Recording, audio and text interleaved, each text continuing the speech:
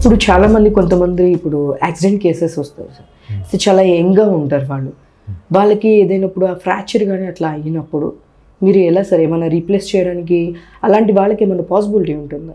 ఇప్పుడు నీకి వాళ్ళకి ఇలా ఏదైనా డ్యామేజ్ కంప్లీట్గా డ్యామేజ్ అయింది, అయ్యా నీ కంప్లీట్గా డ్యామేజ్ అయింది, ఒక యాక్సిడెంట్ అయింది తనకి, ఒక young person so 20 years old person, ఒక నీకి బాగా ఫ్రాక్చర్ అయింది యాక్సిడెంట్ అయ్యి, సో అలాంటి పర్సన్కి మీరు నీ రీప్లేస్మెంట్ చేస్తారా? నీ రీప్లేస్మెంట్ అంటే యూజువల్గా యంగ్ ఏజ్లో మేము ఉన్న నీ జాయింట్ ఏదైతే ఫ్రాక్చర్ అయిందో దాన్నే రీకన్స్ట్రక్ట్ చేయడానికి ప్రయత్నం చేస్తాం.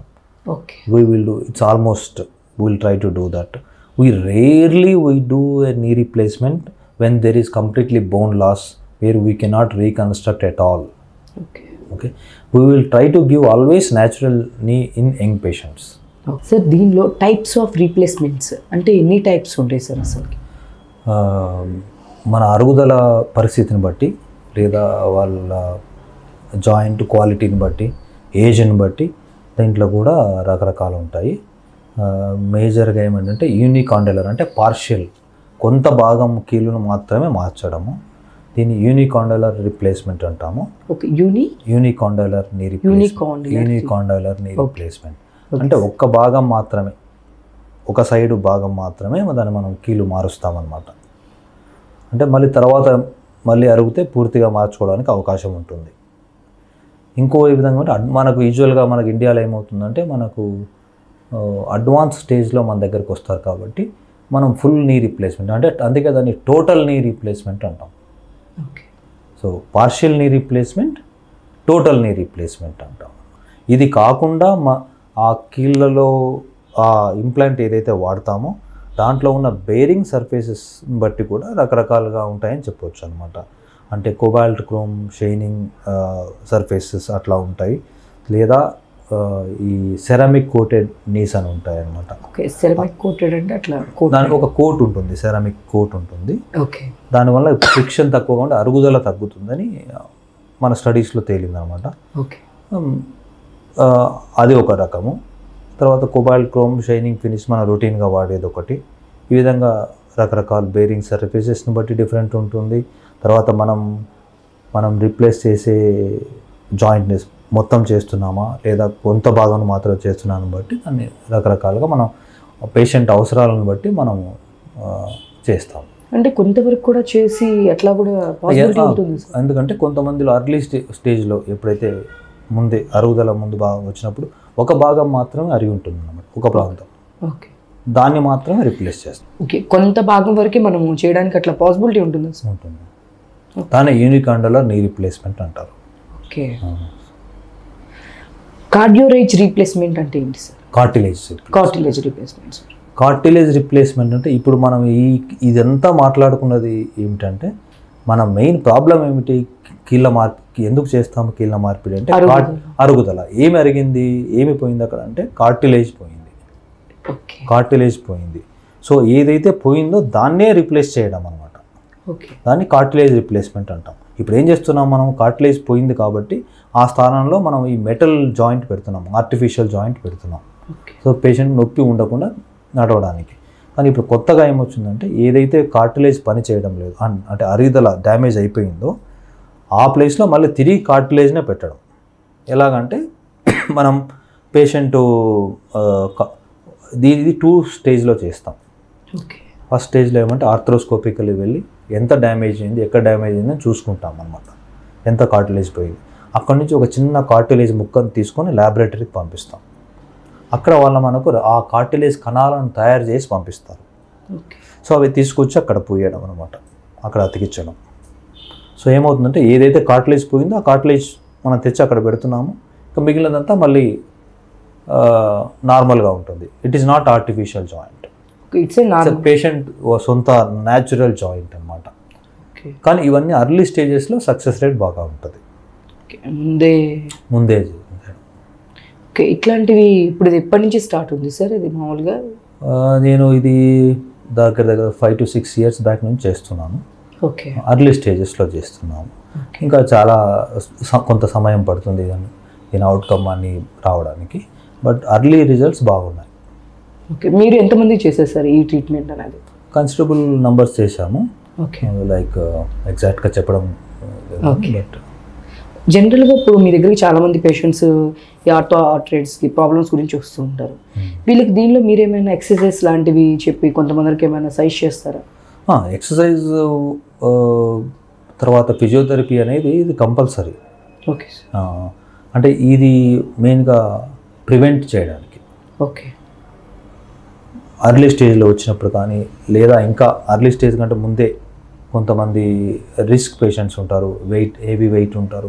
వీళ్ళందరికీ కూడా కీళ్ళ అరుగుదల రాకుండా ఉండడానికి లేదా ఒక ఏజ్ తర్వాత 40-50 ఇయర్స్ తర్వాత కూడా మనం నొప్పి లేకున్నా ఆ ఏజ్లో మనం ప్రివెంటివ్గా మనం ఎక్సర్సైజెస్ ఫిజియోథెరపీ సజెస్ట్ చేస్తాం అన్నమాట. అంటే నొప్పులు రాకముందే, కీళ్ళు అరగకముందే దానికి తగిన ప్రికాషన్స్ తీసుకోవటం. ఏ విధంగా అంటే ఈ క్వాడ్రిసెప్స్, హ్యామ్స్ట్రింగ్స్ మసిల్స్ అని ఉంటాయి, నీ జాయింట్ చుట్టుపక్కల ఉన్న కండరాలు, వీటిని పటుత్వం, బలాన్ని పెంచడం అన్నమాట మెయిన్ గోల్. ఓకే. ఇవన్నీ ఫిజియోథెరపీ వలన, స్పెసిఫిక్ ఎక్సర్సైజెస్ వలన సాధ్యపడుతుంది. ఇవన్నీ మనం అడ్వైజ్ చేయడం వలన మనం ఈ కీళ్ళ అరుగుదల రాకుండా నివారించవచ్చు. ఓకే. యాక్చువల్గా అసలు ఈ ప్రాబ్లమ్స్ రాకముందు మీరు చెప్పారు కాబట్టి ప్రివెంట్ అని చెప్పేసి, ఈ ప్రాబ్లమ్స్ రాకుండా ఉండాలి అంటే అట్లీస్ట్ ఒక 30 ఇయర్స్, ఒక ఏజ్ 30 ఇయర్స్ ఉన్న వాళ్ళు అనుకో, అలాంటి వాళ్ళు ఎట్లాంటి ఎక్సర్సైజెస్ చేయాలి, ఎలాంటి జాగ్రత్తలు తీసుకోవాలి, అండ్ ఇప్పుడు మెయిన్లీ ఫుడ్ విషయంలో ఎలాగ తీసుకోవాలి సార్ ఇలాంటి ఇష్యూస్? ఫుడ్ విషయంకి వస్తే మనం బ్యాలెన్స్డ్ డైట్ తీసుకోవాలి. వెయిట్ మెయిన్గా control on the weight. Okay. Okay. తర్వాత రెగ్యులర్ ఎక్సర్సైజెస్. ఈ ఫుడ్తో పాటు exercise, fitness is very important to prevent osteoarthritis. Okay. కానీ ఇవన్నీ కొంత మన ఆ ఇన్సిడెంట్స్ తగ్గిస్తుంది అన్నమాట. కీళ్ళ అరుగుదల వచ్చే ఇన్సిడెంట్ కానీ అది ప్రోగ్రెషన్ కూడా ఆపుతుంది. అంటే ఇప్పుడు అర్లీ స్టేజ్లో మనం చూసింటాము, ఆ స్టేజ్లో కూడా మనం ఎక్సర్సైజ్ చేసుకోవడము, వెయిట్ రిడక్షను, తర్వాత మన కండరాల పటుత్వాన్ని పెంచుకోవడము, ఫిజియోథెరపీ బాగా చేయడం వలన కూడా ఈ ప్రోగ్రెషన్, అంటే ఇప్పుడు మనకు 2-3 ఏళ్ళలో కీళ్ళు అరిగిపోతుంది అనుకోండి, దాన్ని మనం 10 ఇయర్స్ వరకు మనం దాన్ని ప్రొలాంగ్ చేయవచ్చు.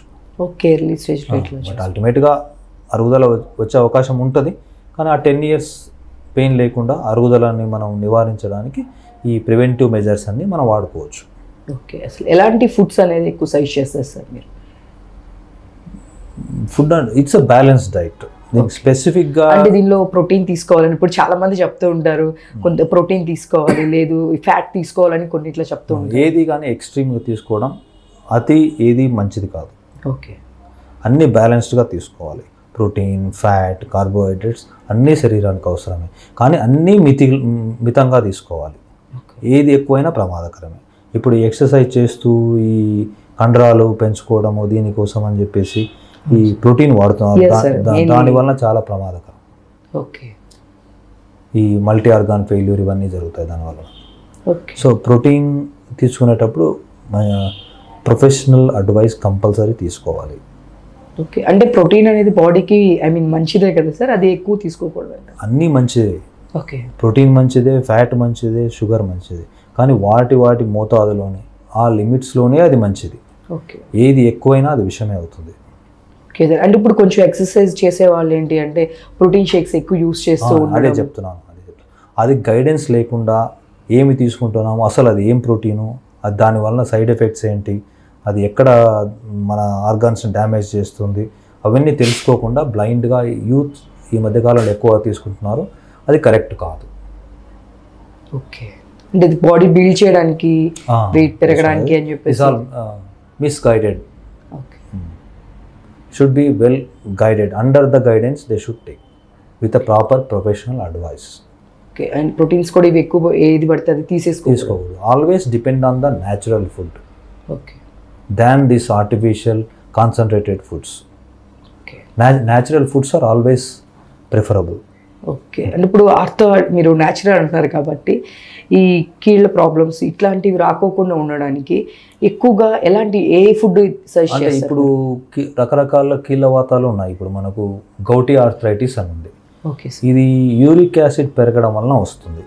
ఓకే. శరీరంలో యూరిక్ యాసిడ్ ఎప్పుడు పెరుగుతుంది? మనం ఎక్కువ ప్రోటీన్ తీసుకోవడం వలన శరీరంలో ఇంబ్యాలెన్స్, అంటే ఆ ప్రోటీన్ నుంచి మెటబాలిజం వలన వచ్చే యూరిక్ యాసిడ్ పెరుగుతుంది అనమాట. దానివల్ల మనకు కీళ్ళు డ్యామేజ్ అయ్యే అవకాశం ఉంటుంది. సో ఎక్సెస్ ప్రోటీన్ కూడా మంచిది కాదు. ఓకే. అలా అని చెప్పి ప్రోటీన్ లేకుండా ఉండడం మంచిది కాదు. సో ఈ విధంగా మనం కొన్ని రకాల కీళ్ళవాతం వీటిని మనం సపోజ్ గౌటీ ఆర్థరైటిస్, దీన్ని మనం ప్రివెంట్ చేయవచ్చు ప్రాపర్, అంటే లెస్ ప్రోటీన్ కంట్రోల్ చేసుకొని ఆ పర్టికులర్ దానికి మనకు ప్రోటీన్ తీసుకోకూడదు, ఓకే, బాగా తగ్గించేసేయాలి. ఓకే. తర్వాత ఆల్కహాల్ కూడా గౌటీ ఆర్థరైటిస్ మీద ఎఫెక్ట్ ఉంటుంది, దానివలన కూడా యూరిక్ యాసిడ్ పెరుగుతుంది, ఓకే, కీళ్ళవాతం వస్తుంది, కీళ్ళ అరుగుదల వస్తుంది.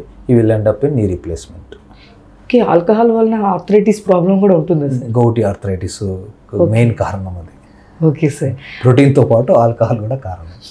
ఓకే, అంటే అది లివర్ మీద ఎఫెక్ట్ అనే ఒక్క రీజనే మాకు తెలుసు. ఇప్పుడు మనం కీళ్ళ అరుగుదల మాట్లాడుకుంటున్నాం కదా, ఆల్కహాల్ వలన హిప్లో కూడా ప్రాబ్లమ్స్ వస్తాయి, అవెస్కులర్ నెక్రోసిస్ అని వస్తుంది. ఓకే.